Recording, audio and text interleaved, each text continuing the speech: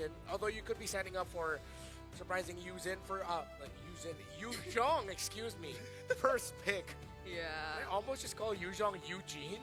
No, because maybe you saw the Juicin, Oh yes, right? Yeah, let's go with that. Yusin. Thanks for saving Then me. you mix it together or something like that. Don't Yeah. worry, it's banned out. I mean, Yeah. Yuzhong is completely out of the question. You don't have nothing to worry about it now. What's your command? Fanny as well. Now, I don't know. I don't know about you, Brigitte, but I am interested in what your thoughts about the openers for these drafts usually is, because we've seen a couple of iterations. So far, I don't think anybody's really broken the mold. Yeah, maybe it's the Claude for Sing. I'm hoping it's the Claude for Sing, since you'd want to put him in a comfortable pick, a power pick that will not require so much attention in the laning.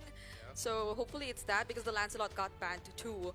Kalea's still open, by the way. But that too is still open. I think right now, at least now that Sora's kind of out of the question, Valentina isn't such a big deal until we see some mega ultimates start to come out. But also, since Yves is coming through, I agree with Brigitte that right now that Claude is such a phenomenal pick.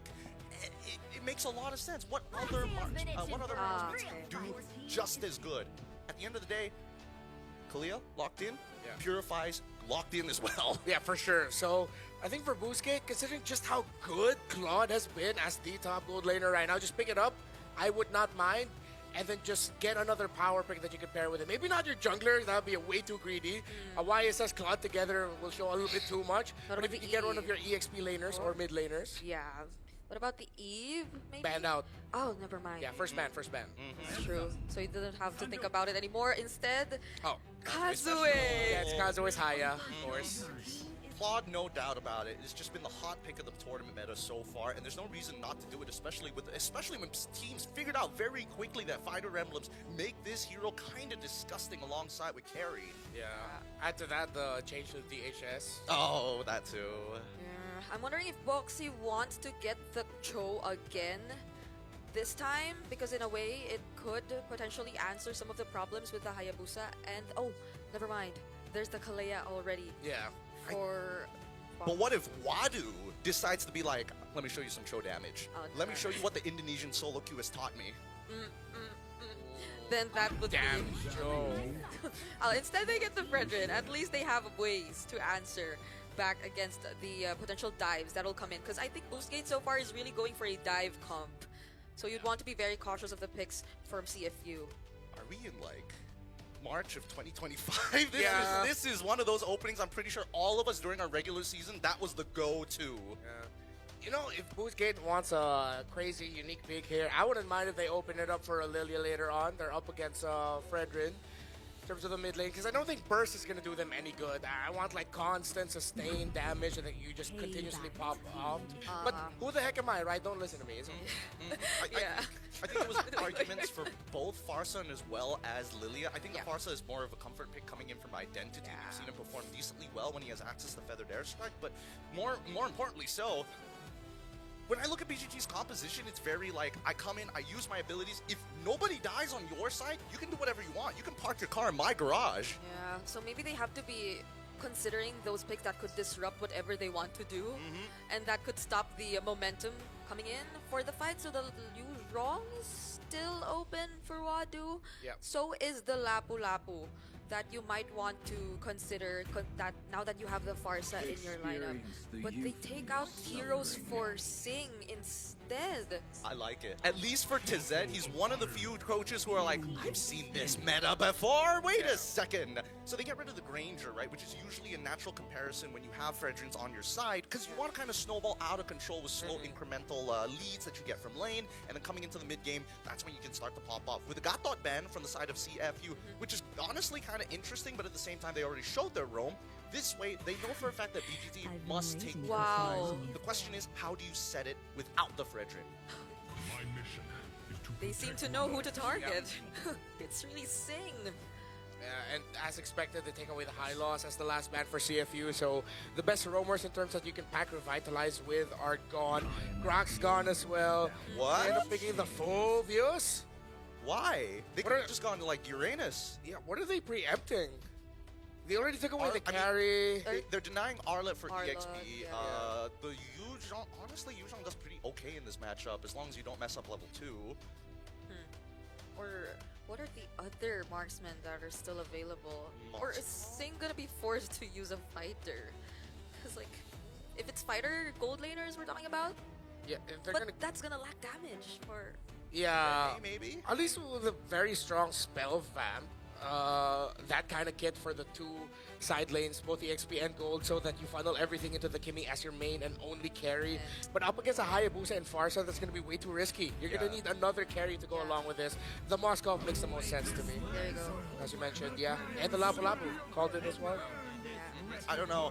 I think they really kind of lock themselves in when they've already showed their mid trio. Not a lot of wiggle room to kind of adjust on the fly at this point. But at the very least, they didn't say, you know what? We want our EXP laner to be shafted. We want to play towards the goal. No. They said, with Lapu, we could contest. We could maybe disrupt that feathered airstrike, and this could create space for Sing to actually get to that Trinity fast. Okay, so we're waiting for Wactor. Wactor's hero.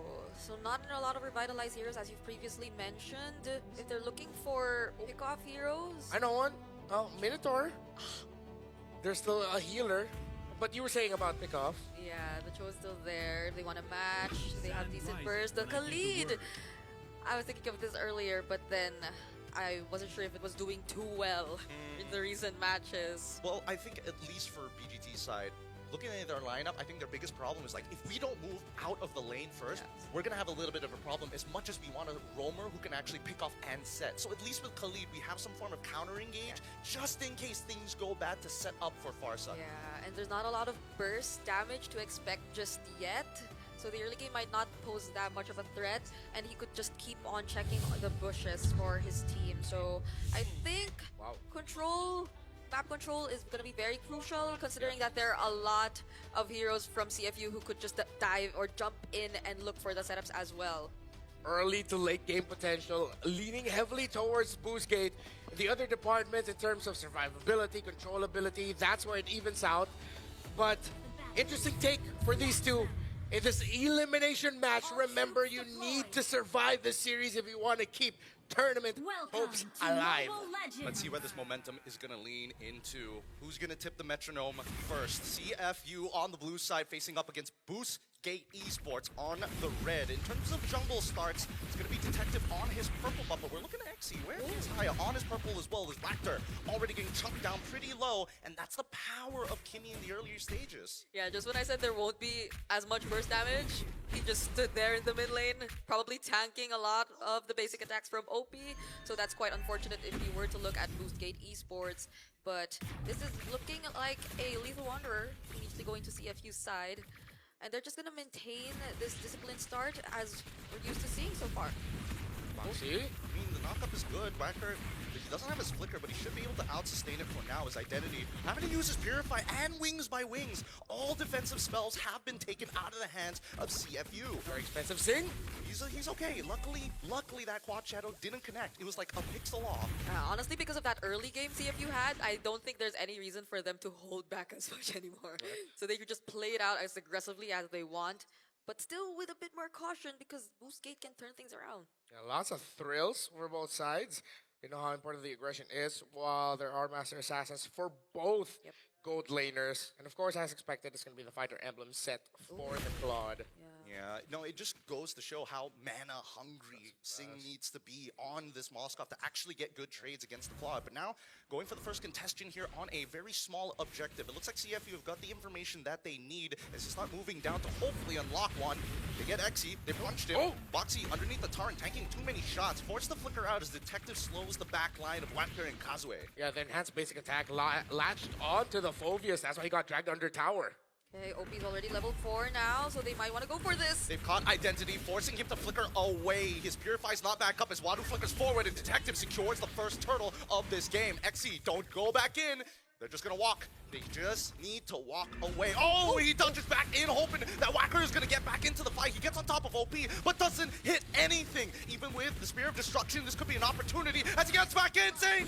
Getting a free assist. First blood going over to CFU. Yep, there probably was a call right there. Oh, but they're still going for it. Does Exy survive this, though? He's all alone. He shouldn't survive it, but he's gonna try anyway. Detective locks him down just in time. 2-0. First 2 minutes and 50 seconds into the game. I think that's a little bit over-eager by Boostgate to take fights like that, but well, in the end, their Claude got some gold up top, but I don't think that's worth it. Yeah, there was probably some some communication between them. That Identity was there, Kazue was there, every single or almost all of their other members were there, but what they failed to take into account was the fact that they are against the Moskov, and Singh just waited for the perfect timing to go in and join that team fight, which took place in the Turtle. Yeah, I think the biggest problem is the fact that Xe, he's going for that full tank build, right? He's not looking to eventually build into that War Axe. He needs to just peel for his team, and that's great for Detective specifically, because as soon as he got that Dreadnought armor, he was taking no damage.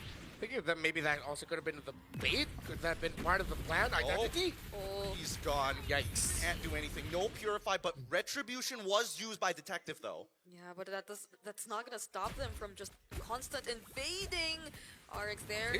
Okay, they might not go for this yet, but they're already looking to set up. And it's something that you would expect from CFU, considering this lead that they already have. I mean, we talked about it. This is the playstyle of CFU Gaming. They like to go fast. They like priority in the mid, set things up for Detective. And, of course, even back then in M6, it was Detective's Fredrin. Wait! Purify luckily keeping him alive. RX having to use the Blazing Duet. At least Wacker is nearby just in case. And thankfully, this allows Kazue to get a buff for himself as now the Turtle gets contested. They're posturing. Wait for it. Wait for it. Wacker, he's looking for an opportunity to try and steal this away, but it looks like Xe having to use his ult to get in the middle of the fight. Tsunami Slam as well into the Feather Airstrike, landing on to 3. They've lost 2, and now the Spear of Destruction. No assist just yet as Boxy forced into an awkward position. The Oki Shadow kill is good, and Wadu manages to survive. A 2-for-1 trade in favor of CFU Gaming. Fortunately, Boostgate still got something out of that because CFU Gaming and the plays that they go for prior objectives have been working so well. The fact that they took out the Purify from RX before they started that fight, and that Wadu was readily there with his bravest fighter just to ensure that the zone or the zoning or the space was created, seemed or almost felt like Boostgate Esports would have had a hard time trying to contest. But fortunately, Kazue also found an opening, so it's not like they didn't entirely get nothing out of it. But this is still a gold lead that's continuously increasing in the hands of CFU. I'm also starting to see here the potential of Boostgate Esports finding a big turnaround at around minute 8, minute 9. Oh, okay. The Raging Sandstorm was committed. Now the Wow. Tsunami Slams, the Feather Airstrike does get canceled out. They can fully turn their attentions here. The taunt onto RX, but XT able to peel just in time. The Blazing Duet was good, and Boxy ends up dying as the Oki Shadow kills next to fall. Singh, alongside with Detective, must peel. Abraser's Wrath doesn't connect in time. Opie finds XT as RX takes out Detective. It is an even trade, 6-3, but CFU still hold on to that lead. Renmar was just talking about it. Yeah. That turnaround play came a bit too early for Boostgate Esports here. Hold on, Singh. Oh, whoa! Oh. No! He knew he messed up. Yeah. He knew he messed up, and that Spirit of Destruction, really, all of it, just for hopefully connecting and making an outplay. I have to say though, props to RX. He went in at the perfect timing. He knew that there was no knock up to come from Boxy just yet because he just used it, and he took that opportunity, and everyone else from Boostgate Esports followed. Now, we sit on this turtle once again. Xe has been great, but Wadu jumping early with Bravest Fighter, allowing Xe to get into the middle of the fight. Now with the Numenov already out of the way, and the Feather Airstrike Detective takes the turtle. Purify already coming through. Boxy forced to run, flickers off. All ults being utilized. And you can see that Detective wasn't able to get in close for the Appraiser's Wrath. Yeah, this might be a problem if you're now forced to use your skills as a Kalea to just cancel the entries of Boostgate rather than you looking for the setups yourselves. Yeah, and I appreciate how both gold leaders have been very active in the map, of course, with RX rushing the DHS. It's very quick for Detective Wadu and Boxy to feel the pain that the Claude can dish out on them. Now Boostgate is eyeing the tower up top. Boxy, he needs to cancel this. No, he doesn't have enough time. It's too late. Identity takes him out with a Feather Airstrike as we already see the Pulse pulling him back. Is he gonna take it? Is he gonna take it? We're thinking about it. He does! And now XC in the middle of the fight getting reset after reset as Identity is thinking he wants to get these contacts, but it's too late. It's already one down, and Identity soon to fall after. Can RX get his BMI back up? No! Flicker into the Land Shatterer. Nicely played by Wadu. Wadu coming in just in time. Yeah, they held, Wadu and Detective held the BMI too well. There was no way RX could have walked back to or could have went back to that BMI. So he had no other choice but to walk. But Wadu, with the flicker still available, was able to catch him. And luckily, Identity didn't go down too. Oh wait, gonna try for another dive, and it's gonna be very successful, knowing that Wacker has nothing left. And they break open a tier 1. How far? Make a prediction here, Myanmar. How much of a lead are they gonna get off of this?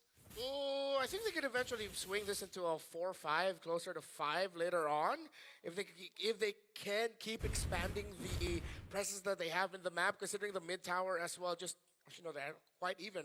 Looking back at it, it's still very close in terms of the mid towers. I think they're gonna have to eye out getting a little bit more river control. But I like how Wadu, hopefully CFU Gaming are talking about the Lapu Lapu as, hey, we're gonna blow everything early, but can you save your bravest fighter for last? Because that's gonna be the finisher to cap all fights. Because they have a different approach to team fights. Luckily, they have a lot of range. They have OP with the traction pulse. They have Boxy to potentially scout things out first, if ever it's not entirely gonna work for them.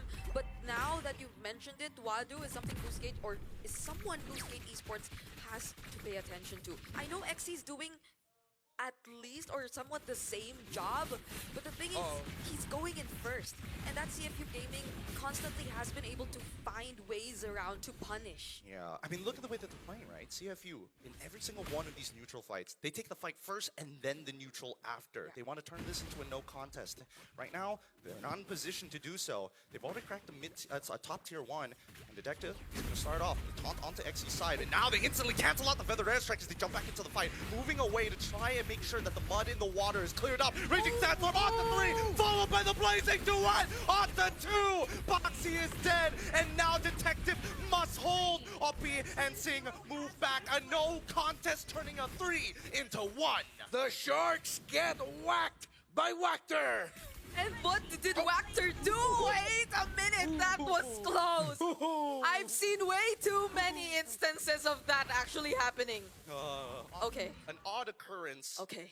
But now, we can take a little bit of a breath, right? What we thought initially was going to turn into a 3, maybe even 4.5k lead, now being swung over entirely. Yeah, and Wachter, I think he did it twice. Him just using the quick sand guard in front of 3 members of CFU Gaming, and they're not bothered at all. They can just tank it as much as they want. He has enough ways to deal with it, not even having a Radiant armor. So even without that, they don't seem to feel the threat of OP just yet. Yeah. You also see here the reason why Boxy's been falling down real quickly. It took him until now to get his dominance eyes. Of course, he rushes the fleeting time, but then that's not going to do well for you if your team actually doesn't get a snowball lead. Well, I mean, they have like a 3 to 4, but now the fight continues as the Tsunami Slam's already been XC finally able to get 1 ult off, but it's not enough as the Feathered Airstrike can't peel enough. The Oki Shadow Kill will trade at least 1 back. Wadu goes down for XC. Yeah, and I guess that's what works for them. If they find the targets first, and that's not going to be a problem even if it's XC. We talked about this earlier. If they have enough damage to deal with it, or if they have enough ways to hold him down before he gets to jump again, then that's an immediate -1 for CFU Gaming. Now it doesn't seem like they'll have much of a problem dealing with this Lord. Yeah, I hope we get to see Identity though. Save that Feathered Airstrike. Just as I say it. Or maybe he was just trying to poke back OP, but decided, you know what, not worth it. Detective might be a little bit too close. We might just get chained up here, then we'll have to force our ability. So we just back off. I'm okay with that. Swift Trinity now finally achieved here by Sig, but even before that, he was already a threat. The amount of damage that he dealt with the initial start by Boxy in that big engage before Boostgate got to slightly turn it around. Well, this Moscow now needs to be watched carefully by Kazue, who has been great this game. Deathless, 4-0-2. Yeah. Speaking of which, actually, since we're already coming to the 12th minute of the game, I'm curious about the quote-unquote scaling these teams have. Double Trinity Marksman's trying to go. Wait, hold on. Detective, does he get it? Oh, wait, he's actually getting all right on top of XC here. It's a bit of an awkward position. Feathered Airstrike now coming up. XC can peel. He should be okay, but OP is making it hard. Flicker already out. Abraser's Wrath already gone. And back to the question, who scales better? I have to say that CFU have really good defense, but when it comes to the late portions of the game and when they go all out at once, there's so much damage to be expected from Boostgate Esports, so I might have to give it to them because you've mentioned how they haven't paid much attention to Kazue just yet, but in the few and the rare instances they actually saw, or we actually saw Kazue go in, you could expect the amount of damage, or you could see the amount of damage that's coming from him. And it's not like Identity has been landing all these feathered airstrikes on the right targets just yet. So long as they're able to accomplish that, Boostgate Esports have such a high potential in the late game. Yeah, you have 2 heroes at the side of Boostgate who use HP-based damage items. With the lantern, with the DHS as well. Okay, a bit of an early release of the traction pulse there by OPB. You can definitely see the idea, but look at the waves. The waves are not in their favor, and CFU, seeing that Moskov is on the opposite side, they're looking to get some posture, some territory here by neutral ground. Okay.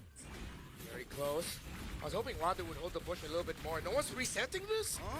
I think it's going to reset There we no go. matter what, because XE's in, Raging Sandstorm. Oh, Flicker as well, with the help of RX in the backline with a feather, already with a feathered airstrike as well, as Wadu is able to take out 2 with RX in between, and now Sing 1v3, already taking out Traction Pulse off the one's Kazaway. He goes down, and Sing has done more than enough to close out this fight. Sting fortunately had the flicker when Wactor and RX decided to go for him. There was the Raging Sandstorm, there was the Blazing Duet, but he was able to flicker behind the wall. And now he's able to re-engage and turn things around. And now they're trying to close out this game. Tsunami Slam already being used onto Wactor, who can't touch the wave! Not even close! Wipeout City, and CFU will take game 1! That's how you want to start things off in an Elimination BO3 match. Last year, it was the heartbreak from Moskov. This year, maybe it's the savior of CFU's M7 run. Still, Boostgate could force game number 3, but that is a massive heartbreaking loss. Wadu found the entry in the back to take 2 down quickly and for Sing to finish it up. I like how I gave my shoutouts to Sing before we entered this match, and he surprised us with that game 1 performance. It took some time. It definitely did take some time because of, again, a better laning that we saw perhaps from RX, although in the first few minutes of the game, definitely would have to give it to Sing.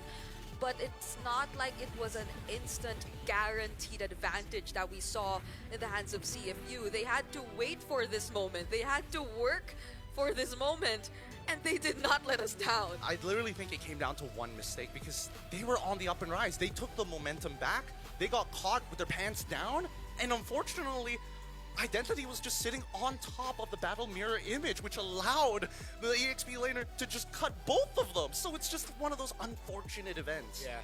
I think unfortunate is the best way to describe this game, because it was going so good for Boostgate.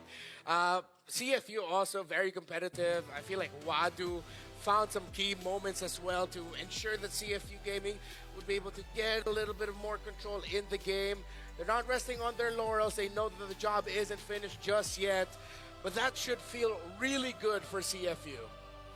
I bet it does, especially considering, looking at the players' faces, they all looked at each other and they're like, that wasn't our cleanest game. Yeah. We can do a lot better. Let's just not put ourselves in that position anymore. We can't let them just swing us 4,000 gold. Yeah, because honestly, that last play that Boostgate went for was something they already did before.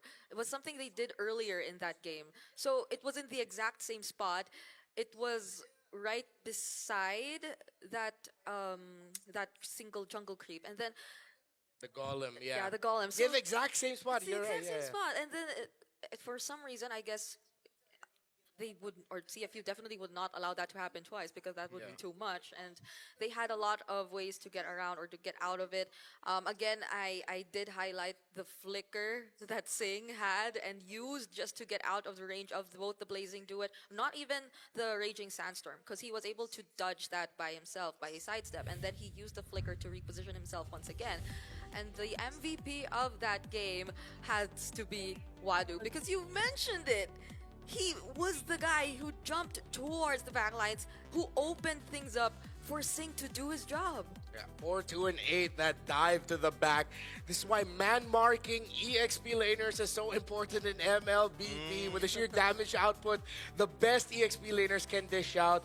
Unfortunately, Boostgate decided to go all in, forgetting about the Lapu-Lapu, setting up Wadu for an MVP performance.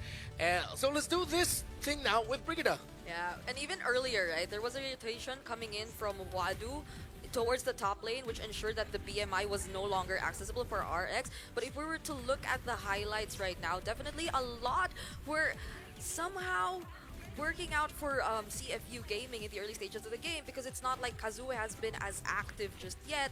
It's not like they were, or Wactor was able to look for the right timings on the Raging Sandstorm just yet, but it was those moments that Boostgate Esports decided to fight all at once, which kind of shifted things a bit for CFU Gaming. So long as they were just able to hold their key players or their positions down, and similar to what we're seeing right here, Sing, so long as he's not going down immediately, then they definitely have constant ways of turning things around. Because as much as they were forced to use a lot of their resources defensively, I'd like to particularly point out Boxy on the Kalea.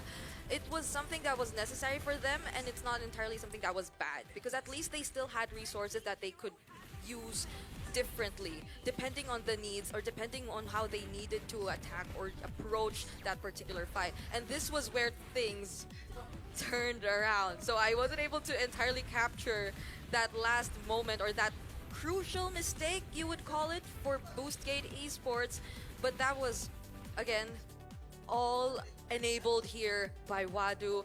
And I think it's also something we might want to talk about, right? Because we're so used to seeing XC on highlight XP laners and playmakers, and I think we saw that similar approach when he was on the Phoveus. But Boostgate Esports wasn't able to completely follow through. I think they have miscategorized what this Phoveus is actually supposed to do, because XE is playing it as if he is full damage. I'm a 1v5, I'm gonna sustain through all of it. That's just not true with the build that he's going for. He is raw peel. He is supposed to be the mud on the road that's supposed to stop trucks from getting across, right? And that's the whole idea. But CFU made sure, hey, if XE is here, if we position really, really well, we can actually just CC him to the ground and make the rest of his member think twice. Hey, do we have to re-engage? Hey, do we have to actually just play for our lives and just give XE up? That's the big problem that BGT have. Too many decisions needed to be made, but there's one singular call that they need to learn, and that's play to live. They need to make that call early. There's so many fights where they posture like, oh, should I go back in? XE, should I save? No. Play to win. Let XE die. Save your 4 members. I think this is one of those times where of course, one of the questions posed earlier was in terms of the damage output as the game goes on, Boostgate. And I think they leaned onto that idea way too hard, where there were some times where it's like, yeah, we get it, you have the damage, but you gotta protect one of your damage dealers, you gotta protect Identity. At the beginning of this, even as we were heading into it, you mentioned that when Identity falls, you see Boostgate start to crumble. And I think that's a little bit more indicative of a sickness that maybe Boostgate needs to patch quickly, which is XE and Wactor cannot be diving and going together at the same time. There needs to be one of them peeling for Identity so that you have a tighter formation with better